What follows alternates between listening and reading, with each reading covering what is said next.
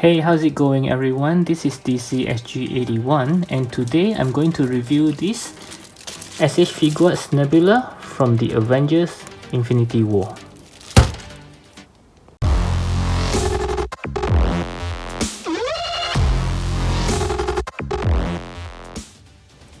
Okay, so this is the web exclusive Nebula.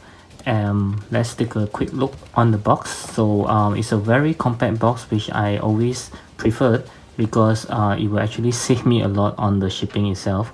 So you can see it's a very small one, something like the Black Panther. I think Black Panther is also a small box, unless you opt for the one that comes with those the effects like the stones, those kind of things, then the box will be much bigger.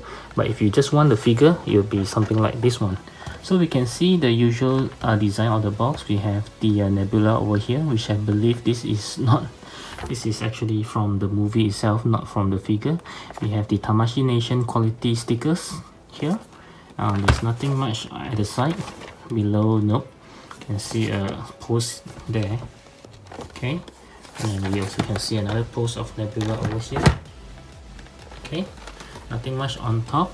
And then at the back is the standard few pictures of Nebula. So let's crack this open.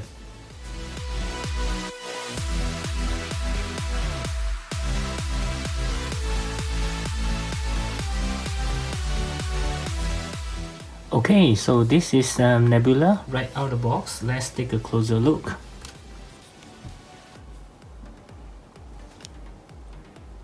Okay, so from the close-up look, you can see that her head is pretty well done, I would say. So she have the expressionless face there, as always. She always have that during the movie. Okay, and the costume-wise, it's very detailed, I would say. You can actually see all the design of the belt clamps on the side here. So we do have the this is like the logo for the something like the logo for the Guardian of the Galaxy, if I'm not wrong. Okay, so her mechanical arms is also very well done. Okay, you can see they are something like a chrome look of it when the light is shining off. Very nice, but it's not very clean though. They make it looks like it's like a dark kind of chrome. Okay, wow. Okay, so the whole costume details are very well done. You can see that, my god. Okay, wow, it's like everywhere the whole costume they have different kind of design and patterns all over. You can also see some crease over here. So it looks like even the tights area, you can see there are some crease to make it looking very realistic, like a real human who is wearing a costume.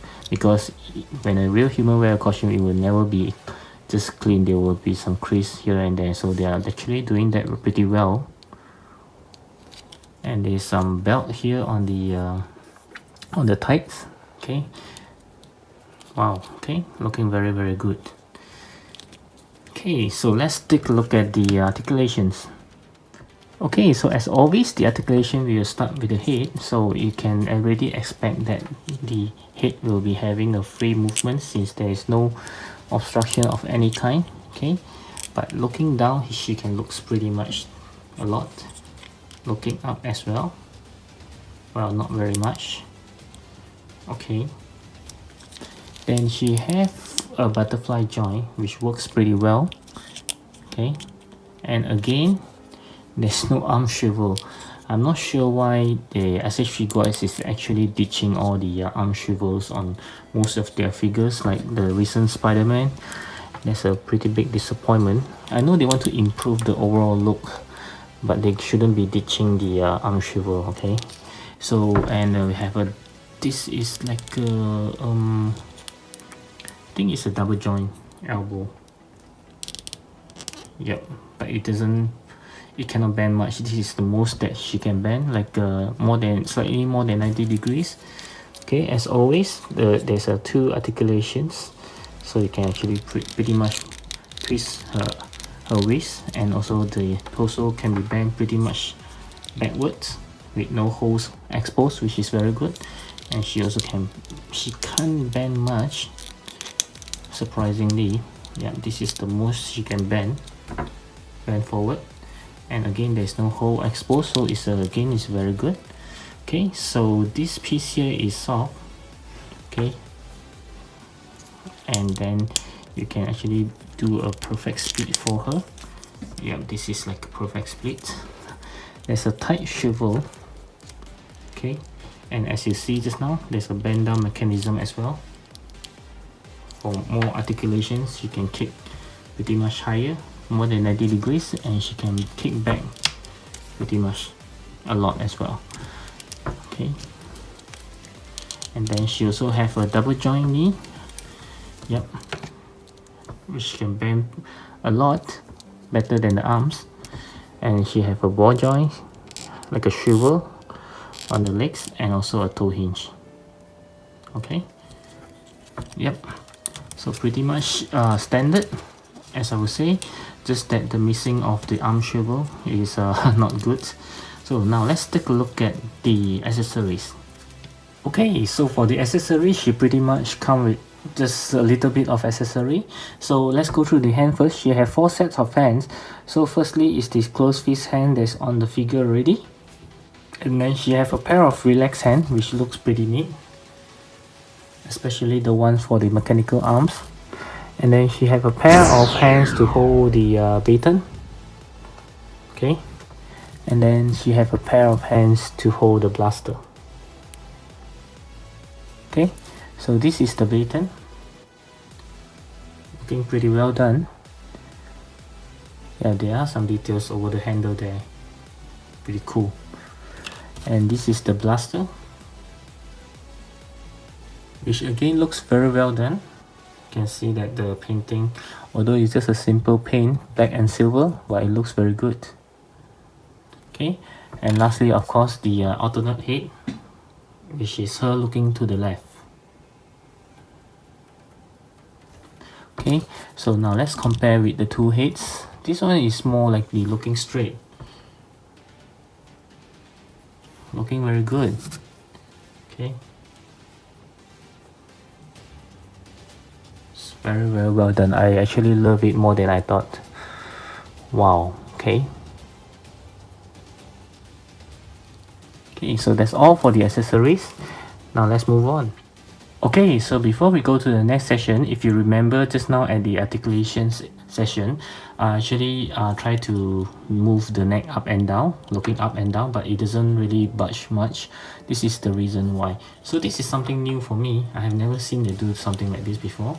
So you can see that there's no much movement over here. Okay, so if you want to look up like this, then look down like this. So it doesn't really move much. So it actually relying on the neck itself. So moving down, which is why she can look down a lot, and moving up because of the collar. So the neck couldn't really push backwards, which is why she can look down a lot, but not looking up. Okay. Yep. Okay, so for the size comparison, I will compare her with the rest of the ladies. And I will start with the s.h.figuarts first. So let's start with the Black Widow from the s.h.figuarts Avengers Endgame. And then we will have the Captain Marvel, which is tiny as always as compared to the rest. And right up next, I'll compare her with the some of the ladies from Marvel Legends. So first we have her sister Gamora from Marvel Legends. And also we have the recent Valkyrie.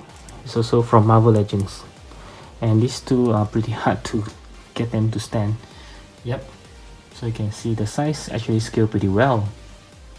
And right up next, since I don't have any ladies from Mayfax, I will actually compare her with the Iron Spider, with the Tom Holland mandible head, as well as some crossover also from Mayfax, the Venom. And lastly, I'll compare her with the Mesco Thor Ragnarok, which looks pretty good because he's supposed to be big. And also I've forgotten that I have another Nebula from the Marvel Legends. Okay, so my final verdict for her will be 8 out of 10.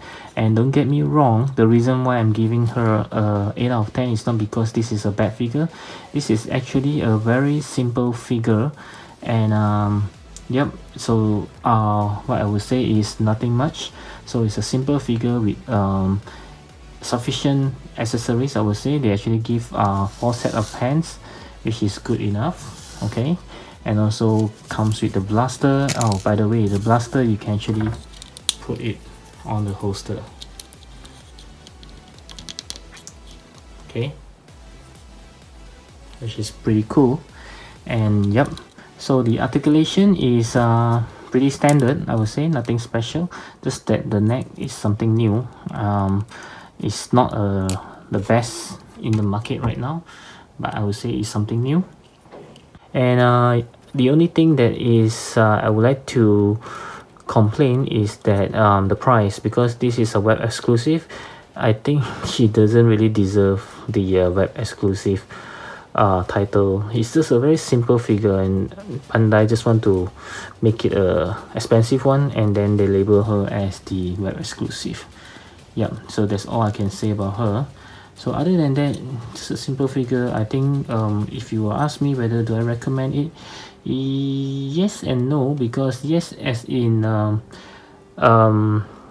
if you are having a whole bunch of s.h.figuarts and you want to complete your team, then I would think yes, because that's one of my reasons as well in getting her. And no is because she's quite pricey, like I say.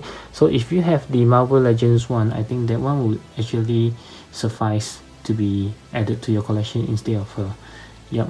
So if you're not really a die-hard fans of Nebula, then you can just skip her and get the Marvel Legends.